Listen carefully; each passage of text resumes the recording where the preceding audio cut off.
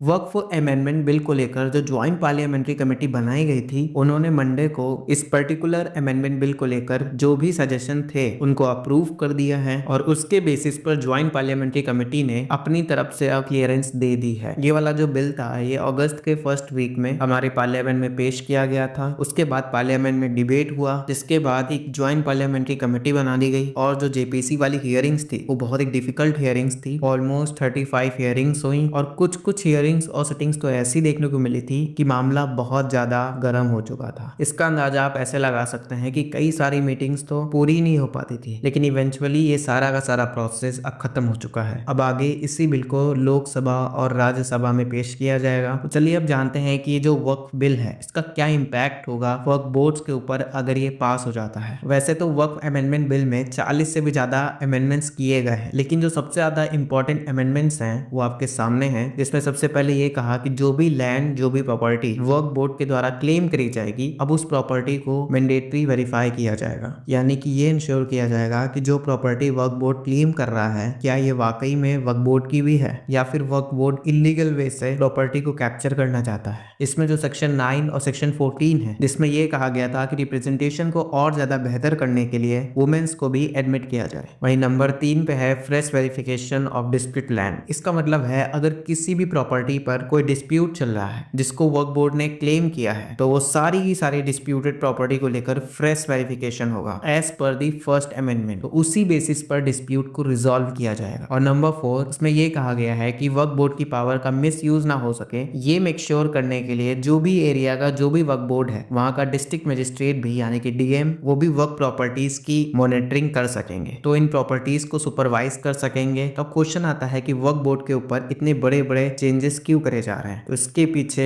बहुत ही लंबा इतिहास है, लेकिन अगर हम आपको कुछ एग्जांपल दें तो उससे आप आसानी से समझ सकते हैं, क्योंकि पिछले 3-4 सालों से हमें ऐसे कई केसेस देखने को मिले हैं जहां पे वक्फ बोर्ड के द्वारा इलीगल तरीके से कई सारी प्रॉपर्टी को अपना क्लेम किया गया है। एग्जाम्पल के लिए अगर आप 2022 की ये वाली खबर देखें जहां पर वक्फ बोर्ड ने तमिलनाडु के एक गांव को ही अपनी प्रॉपर्टी बता के कैप्चर कर लिया। और ये बहुत सरप्राइजिंग इसलिए बन जाता है कि वहां का एक टेम्पल है जो 1500 साल पुराना है। आप सोच सकते हैं 1500 साल पहले तो वक्फ बोर्ड भी नहीं था, तो इस प्रॉपर्टी को वक्फ किसने किया। इसी वजह से एक्सपर्ट्स इस चीज को लेकर बहुत ज्यादा चिंता में थे और साथ में हैरान भी थे कि वक्फ बोर्ड ने इस प्रॉपर्टी को कैसे क्लेम कर लिया। उसी के जैसा एक सिमिलर उदाहरण बिहार से भी देखने को मिला। इन्होंने बिहार में एक एंटायर विलेज को वक्फ बोर्ड की प्रॉपर्टी क्लेम कर दी और जब ये किसी भी प्रॉपर्टी में अपना क्लेम करते हैं तो ये इस तरीके से अपना बोर्ड लगाना शुरू कर देते हैं, जैसे कि आप इस बोर्ड में देख सकते हैं लिखा हुआ है कि वक्फ संपत्ति की खरीद या बिक्री, किसी तरह का अतिक्रमण वक्फ अधिनियम 1995 की धारा 52A और 20K के तहत गैर जमानती अपराध है। और ये भी कहा गया कि ये संपत्ति बिहार राज्य सुन्नी वक्फ बोर्ड की है। इस तरीके से ये लोग बोर्ड लगा देते हैं और पूरा का पूरा एरिया ही उसको ही क्लेम कर लेते हैं। आप अंदाजा लगाइए एक छोटी सी प्रॉपर्टी बनाने के लिए लोगों के कितने साल गुजर जाते हैं, लेकिन ये लोग एक ही झटके में एक ही कानून के माध्यम से पूरी की पूरी उस प्रॉपर्टी को जब्त कर लेते हैं। ऐसे बहुत सारे केसेस हैं। पिछले साल तो इन्होंने हमारी जो मॉन्यूमेंट्स हैं जो एएसआई के द्वारा क्लेम है उस पे भी अपना क्लेम कर दिया कि ये वक्फ बोर्ड की है। और यही मेन रीजन है जिसकी वजह से गवर्नमेंट ऐसे सख्त कदम उठा रही है वक्फ बोर्ड के ऊपर। अगर ये बिल एक्ट बन जाता है तो इसका इम्पैक्ट वक्फ बोर्ड पर बहुत ही ह्यूज होने वाला है, क्योंकि